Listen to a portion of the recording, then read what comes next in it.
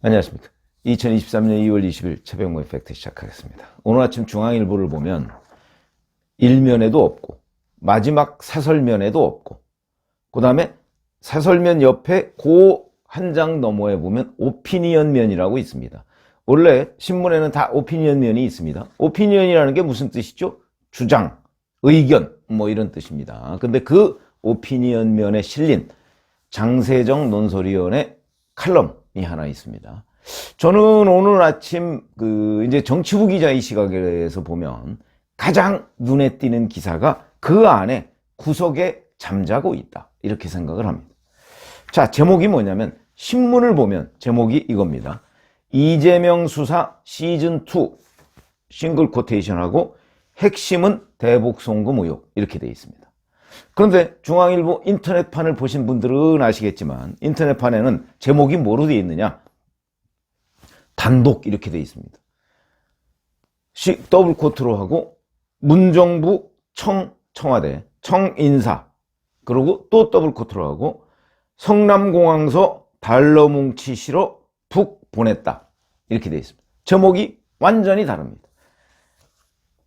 원래 필자는 이재명 수사 시즌2에서 대북 송금이 중요하다는 뜻을 강조한 것으로 보이고, 근데 인터넷판은 어찌 보면 그 기사의 1차적인 독자라고 볼 수 있죠. 인터넷 기자가 그 기사를 보고 여기에서 이재명 수사 시즌2니 이재명 관련한 대북 송금이 어떠고 이런 거 별로 중요하지 않고 그 어디 구석에 있는 문재인 정부 때의 청와대 인사가 북한에 달러를 보냈다라고 한 부분이 훨씬 더 중요하다라고 생각해서 그걸 제목으로 인터넷판에 실었습니다. 내용이 이렇습니다. 우선 쭉 해서 이재명 대표에 대한 검찰의 구속영장을 찬찬히 반추해 본다, 이렇게 해서 이제 다 읽어봤다, 이런 뜻이겠죠. 그러면서 두 번 놀랐다. 첫째는 다채로운 종합비리 세트, 뇌물, 배임, 이해충돌방지법, 이런 혐의, 이런 여러 가지의 혐의 때문에 놀랐다. 이게 첫 번째로 꼽았고, 둘째는 문재인 정부 시절 검찰의 심각한 직무유기에 놀랐다, 또 이렇게 얘기를 하고 있습니다.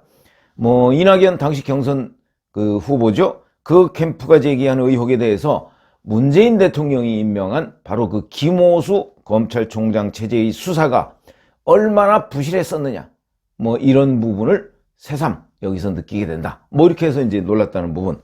그러면서 이제 이재명 대표에 대한 남은 의혹, 저도 여러 차례 말씀을 드렸지만 굉장히 많죠.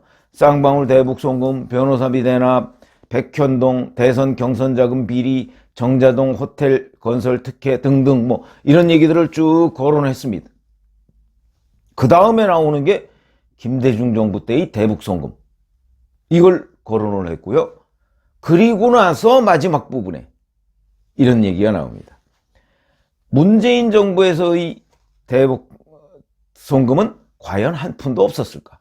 이런 의문을 제기하더니 그 뒤에 최근에 자기가 주목할 만한 말을 들었다, 이렇게 돼 있고요.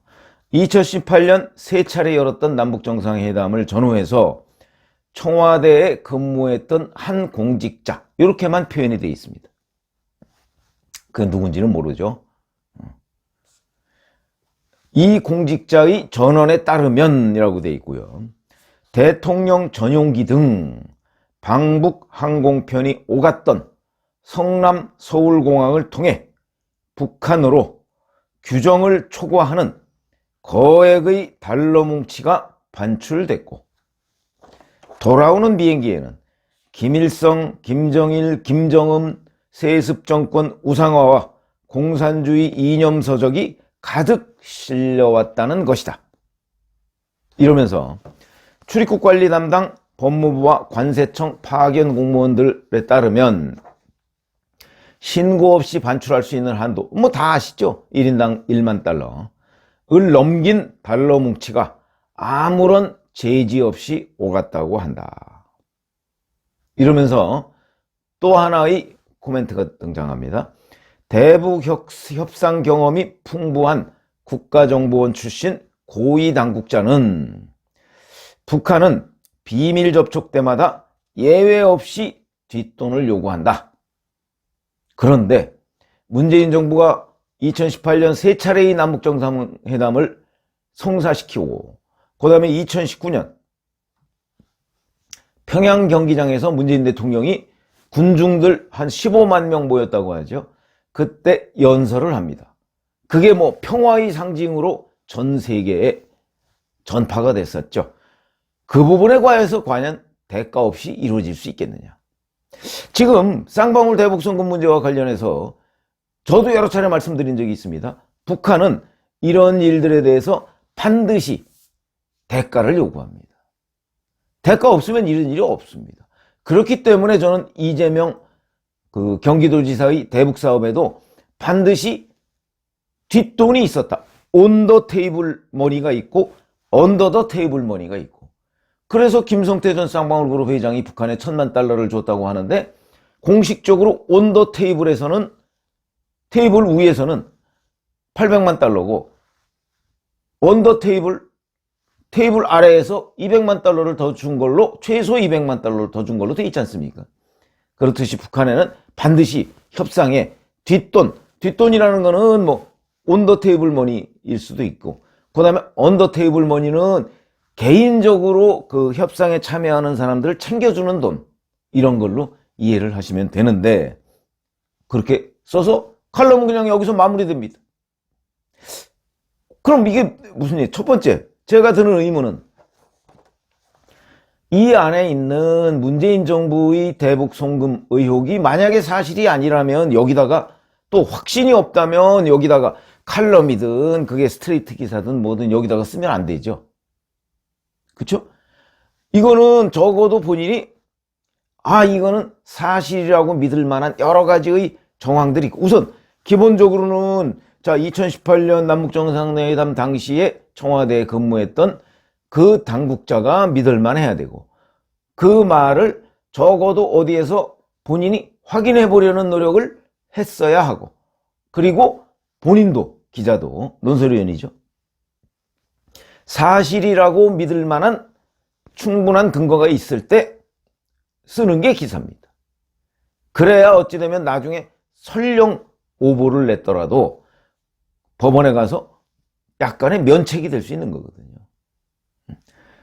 그러니까 저는 뭐 사실이었다고 믿어서 썼다고 봅니다. 그런데 이제 그러면 더 문제가 됩니다. 더 문제가 돼. 왜? 이게 사실이라면 이게 과연 오피니언란에 제가 뭐 각 지면의 비중 이런 거를 뭐 어느 한쪽을 폄하하거나 그러고 싶은 생각은 없는데, 흔히 중요한 기사는, 그러니까 편집자가 봤을 때 중요하다고 생각하는 기사는 앞면으로 갑니다. 제일 중요한 기사가 1면에 실리죠. 그 다음에 중요한 면이 이제 1면 빼놓고서 뒤는 2, 3, 4, 5면 뭐 이런 신문, 전 뭐 신문 기자를 오래 했으니까 쭉 보면 그게 이제 종합면입니다. 종합면이라는 거는 정치, 경제, 사회, 문화, 뭐 체육 이런 데에서 중요한 기사 중에, 기사라고 생각하는, 판단되는 기사 가치가 높다고 생각하는 기사들이 1, 2, 3, 4, 5 뭐 이렇게 나옵니다.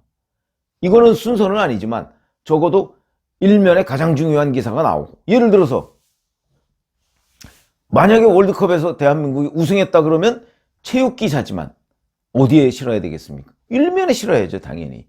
1면 톱일 겁니다. 한국 드디어 월드컵을 품에 안다, 뭐 이랬을 거 아닙니까? 그리고 이거에 뒤따라서 대개 설명을, 또 구체적인 내용을 알고 싶어 하는 사람들을 위해서 한 3면쯤에다가 자, 그 우승의 순간과 뭐 분석 기사를 이렇게 배치하거든요.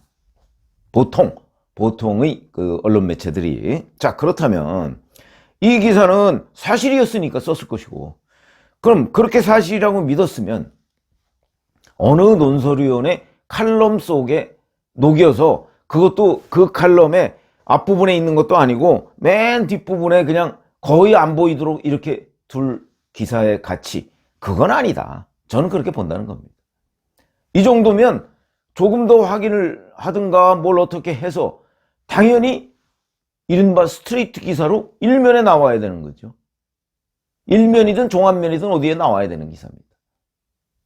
그런데 왜 그냥 그 뒤에 슬그머니 논설위원회 칼럼 속에 그냥 숨어 들어가 있을까? 그건 뭐 중앙일보 그 칼럼니스트, 논설위원 칼럼니스트의 개인적 판단일 수도 있고 중앙일보 편집자의 판단일 수도 있기 때문에 뭐 제가 뭘 할 수 있는 건 아닌데, 다만 제가 기자를 오래 해봤던 사람으로서 오늘 기사를 쭉 검색해보면서 참 이상하다 하는 걸 지금 말씀을 드리는 겁니다. 그리고 이 내용이 얼마나 중요하다 하는 걸 제가 말씀을 드리는 거죠. 왜냐하면 저도 끊임없이 이런 의문을 갖고 있었거든요. 그러나 저는 그런 취재원이 확보가 안 됐기 때문에 확인할 길이 막막했습니다. 그러니까 이런 거를 어디에도 저는 녹여서 쓸 수가 없는 거죠. 그러나 강력한 의문이 들었던 건 사실이고, 제 유튜브를 보시는 분들은 북한에 공짜 없다, 북한에는 반드시 뒷돈이 들어간다, 제가 여러 차례 이런 얘기하는 걸 아마 들으셨을 겁니다. 북한과 협상해 본 사람들은 다 안다. 그렇다고 해서 이재명 경기도지사가 북한과 협상하면서 뒷돈을 줬다, 그거는 확인을 못했으니까 말씀을 못 드리는 거죠. 그런데 예를 들어서 김성태 전 쌍방울 회장이 북한과 했을 때 얼마를 김성태 전 회장이 얘기했다 그러면 그걸 우리가 검증할 수는 없지만 적어도 그게 사실일 개연성이 높으냐 아니냐 하는 거는 저희가 취재 경험으로 충분히 말씀을 드릴 수가 있다는 겁니다. 그래서 제가 지금 이 기사를 읽어가면서 이 기사는 뭐 사실로 확인이 됐으니까 썼겠지만 여기에 들어갈 기사가 아닌데, 이런 판단이 돼서 지금 말씀을 드리는 거고요. 그래서 자, 저도 2019년 9월 19일 날 문재인 대통령이 그 평양 5일 경기장에서 북한 뭐 주민이겠죠, 뭐 한 15만 명을 상대로 연설을 한 거, 제가 썸네일을 사진으로, 그건 뭐 유명한 사진이니까 했던 장면, 전 거기에 공짜 없었을 거라고 생각합니다. 그러면 자, 어떤 통치권적 차원에서 예를 들어서 정상회담 수행원들 뭐 북한에 가서 예를 들어서 만나는 사람들 좀 뭐 달러도 쥐어주고 선물도 좀 주고 뭐 하라고, 여기서 뭐 1인당 뭐 얼마 뭐 몇천 불 뭐 이 정도를 쥐어서 보냈다, 전 충분히 가능한 거라고 봅니다.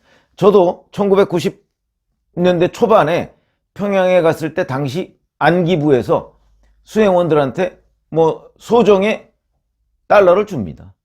가서 선물 같은 거 하라고. 그건 뭐 기껏해야 몇백 불 수준입니다. 그런 것들이 아마 특수활동비일 겁니다. 그 정도라면 그건 뭐 다 용인될 수 있는 수준이죠. 근데 이 기사에 따르면 10,000불을 훌쩍 넘는 달러 뭉치라고 했습니다. 10,000불이라고 해봤자 100불짜리 100장이면 그냥 주머니에 들어갑니다. 이렇게 이 사람이 10,000불을 훌쩍 넘는 달러 뭉치라고 하면 이건 상당한 액수라고 봐야죠. 그때 정상회담 수행원이 뭐 몇 명이었는지 모르지만 상당한 액수라고 봐야죠. 그러면 결국 이 돈은 북한의 뒷돈으로 문재인 정부가 제공하고 그 대가로 문재인 정부의 그 어떤 남북관계 활성화 뭐 이런 거를 결국 돈 주고 산 거 아니냐.